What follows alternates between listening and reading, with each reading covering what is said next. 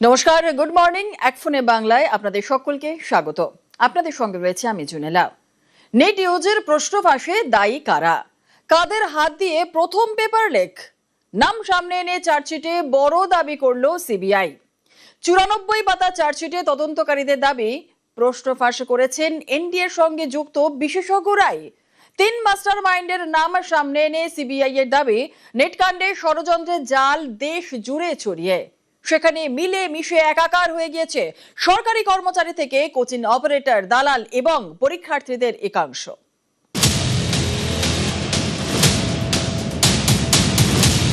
যা আশঙ্কা ছিল ঠিক তাই, একেবারে সর্ষের মধ্যেই ভুল। কোনো ছাপাখানা থেকে নয়। চলতি বছরে নিট ইউজির প্রশ্নপত্র ফাঁস করেছেন ন্যাশনাল টেস্টিং এজেন্সি বা এনটিএর সঙ্গে যুক্ত বিশেষজ্ঞদের একাংশ। এনটিএর বিশেষজ্ঞদের একাংশের পরিকল্পিত ষড়যন্ত্রেই ফাঁস হয়েছে মেডিকেলের সর্বভারতীয় প্রবেশিকার প্রশ্ন। একেবারে সুসংহত ষড়যন্ত্র, যেখানে সরকারি কর্মচারী থেকে কোচিং অপারেটর, দালাল, পরীক্ষার্থীদের একাংশ সবাই জড়িত। নিট কাণ্ডে সিবিআই এর জমা দেওয়া চার্জশিটে এমনই চাঞ্চল্যকর দাবি করা হয়েছে। দিল্লির রাউস এভিনিউ কোর্টের বিশেষ সিবিআই আদালত এবং ফাস্ট ট্র্যাক কোর্টে কেন্দ্রীয় গোয়েন্দা সংস্থার 94 পাতার যে চার্জশিট জমা দিয়েছে, তার রন্ধ্রে রন্ধ্রে যে তথ্য রয়েছে তা কোনো টান টান ক্রাইম থ্রিলারকেও অনায়াসে হার মানাতে পারে। চার্জশিটে সিবিআই এর দাবি, নিট ইউজি 2026 পরীক্ষার প্রশ্নপত্র ফাঁস একটি দেশ জোড়া ষড়যন্ত্র। নিট কাণ্ডে মোট 13 জন অভিযুক্ত গ্রেপ্তার হয়েছেন। ধৃতদের মধ্যে রয়েছেন ন্যাশনাল টেস্টিং এজেন্সি বা এনটি এর সঙ্গে যুক্ত 3 জন বিশেষজ্ঞ। নিট প্রশ্ন ফাঁসের জন্য দায়ী কারা? সিবিআই এর চার্জশিটে সামনে এলো তাদের নাম। কেন্দ্রীয় গোয়েন্দা সংস্থার দাবি অনুযায়ী নিট ইউজির প্রশ্ন ফাঁসের প্রধান 3 মাস্টার মাইন্ড হলেন মনীষা গুরুনাথ মান্ধারে, প্রহ্লাদ বিঠল রাও কুলকার্নি এবং মনীষা সঞ্জয় হাওয়ালদার। এরা প্রত্যেকেই এনটি এর সঙ্গে যুক্ত এবং এক একজন এক একটি বিষয়ের বিশেষজ্ঞ হিসেবে পরিচিত। চার্জশিটে সিবিআই এর দাবি, এনটি এর এই 3 জন বিশেষজ্ঞ নিটের প্রশ্ন হাতাতে তাদের পদের অপব্যবহার করেছেন। নিট ইউজির প্রশ্ন ফাঁস কাণ্ডে পরিকল্পিত ষড়যন্ত্র দেখছে সিবিআই। চার্জশিটে তারা দাবি করেছে, শেষ মুহূর্তের কোনো অপারেশন নয়, এখানে কাজ করেছে দীর্ঘমেয়াদী পরিকল্পনা। পরীক্ষার কয়েক মাস আগে থাকতেই এনটি এর এই 3 বিশেষজ্ঞকে প্রভাবিত করা হয়েছিল। তার জন্য কোচিং সেন্টারের মালিক, দালাল এবং মিডলম্যানরা মিলে গোপন নেটওয়ার্ক তৈরি করেছিল। তদন্তকারীদের দাবি, পরীক্ষার্থীদের কাছে পৌঁছানোর আগে ফাঁস হওয়া প্রশ্নপত্র একাধিক স্তরের মধ্যে দিয়ে গিয়েছে, অর্থাৎ বারবার হাত বদল হয়েছে। প্রশ্নপত্র ছড়ানোর জন্য হোয়াটসঅ্যাপ এবং টেলিগ্রাম ব্যবহার করা হতো। চার্জশিটে সিবিআই এর দাবি, বাজেয়াপ্ত করা মোবাইল ফোনগুলোর ফরেনসিক পরীক্ষায় চ্যাট, নথিপত্র এবং ফাঁস হওয়া প্রশ্নপত্র মিলেছে।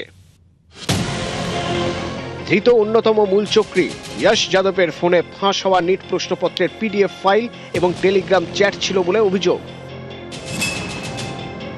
ফোনে যে নাম্বারটি এবি ব্রোকার নামে সেভ করা ছিল, তাকে সহ অভিযুক্ত শুভম মধুকর খায়নার হিসেবে চিহ্নিত করেছে সিবিআই। বাজেয়াপ্ত করা একটি মোবাইল ফোনে নিট 2026 নামে একটি হোয়াটসঅ্যাপ গ্রুপ পাওয়া গিয়েছে বলে অভিযোগ। সিবিআই জানিয়েছে, সাক্ষীদের জবানবন্দি যাচাই করার জন্য অল ডিটেল রেকর্ড সংগ্রহ করা হয়েছে, তেমনি ডিজিটাল ডকুমেন্টেরও ফরেনসিক করা হয়েছে। চার্জশিটে সিবিআই এর দাবি, ফাঁস হওয়া প্রশ্ন এনটিএ বিশেষজ্ঞদের থেকে বেসরকারি অপারেটর এবং দালালদের কাছে গিয়েছিল। এই সরকারের সমস্ত কিছুটাই চুরিতে ভরা, আস্তে আস্তে ধরা পড়ছে, আরো ধরা পড়বে, পুরোটাই চুরিতে ভরা রয়েছে। আরো সময় লাগবে, ভারতবর্ষের মানুষ বুঝতে পারে গেছে বাকিপুর সির্ফ ঝাঁকি হ্যায়, সারা ইন্ডিয়া বাকি হ্যায়। সংসদে তারা কোনো আলোচনা করবেন, শুধুমাত্র স্লোগান শাউটিং করে দেশের মানুষের সঙ্গে তো বিশ্বাসঘাতকতা হচ্ছে। সংসদকে অচল করে দিয়ে যারা ছাত্ররা আন্দোলনে নেমেছিলেন, তারা আশ্বস্ত হয়েছে যে নরেন্দ্র মোদীর নেতৃত্বে যে এনডিএ সরকার রয়েছে, তারা পর্যাপ্ত পদক্ষেপ এবং কঠোর পদক্ষেপ গ্রহণ নিয়েছে এবং অপরাধীরা অবশ্যই শাস্তি পাবে। চলতি বছর ৩রা মে নিট ইউজি পরীক্ষা হওয়ার কথা ছিল, কিন্তু তার আগেই প্রশ্ন ফাঁস হয়ে যায়। পুনরায় পরীক্ষা নেওয়া হয় ২১শে জুন। ৩রা মে প্রস্তাবিত নিট ইউজি পরীক্ষার ঠিক ৪ দিন আগে, অর্থাৎ ৩০শে এপ্রিল, রাজস্থানের ঝুনঝুন বাইপাসে একটি কালো রঙের গাড়ি থেকে নিট ইউজির প্রশ্নের ১১টি সেট উদ্ধার করেছিল সিবিআই। ওই ঘটনায় মঙ্গিলাল বিওয়াল ও দীনেশ বিওয়াল নামে দুজনের নাম মূল চক্রী হিসেবে উঠে আসে। পেপার লিক ট্রেলের অনুসন্ধানে সিবিআই জানিয়েছে, মঙ্গিলাল বিওয়াল ধৃত যশ যাদবের কাছ থেকে টেলিগ্রাম অ্যাপের মাধ্যমে ফাঁস হওয়া প্রশ্ন পেয়েছিলেন। প্রশ্নের বিনিময়ে কোটি কোটি টাকা আদায় নিশ্চিত করতে সংশ্লিষ্ট পরীক্ষার্থীদের থেকে তাদের ১০ম ও দ্বাদশ শ্রেণীর আসল সার্টিফিকেট জমা নিয়ে নেওয়া হতো। সেই সঙ্গে জমা নেওয়া হতো সই করা ফাঁকা চেক। ষড়যন্ত্রের শিকড় যে অনেক গভীরে তা আঁচ করে আগে ভাগেই কড়া বার্তা দিয়েছিলেন সংসদ বিষয়ক মন্ত্রী। 13 लोगों को अरेस्ट करके जेल में डाल दिया गया है, तो दोबारा इस तरह का पेपर लीक ना हो इसके लिए सख्ती से कदम जो उठाया गया है। प्रधानमंत्री जी ने अपील भी किया है कि उनका जो सजा है उसको सख्ती से सख्ती सजा कैसे दिया जाए, उसमें सारा टॉप क्लास के वकील लोग भी साथ दें, ताकि जो पेपर लीक जैसे पाप काम किया है उन लोगों को घोर सख्त सजा मिले। ভারতীয় ন্যায় সংহিতা বিএনএস এর ধারা, দুর্নীতি রোধ আইন এবং পাবলিক পরীক্ষা সমূহ আইনে মামলা রুজু করেছিল সিবিআই।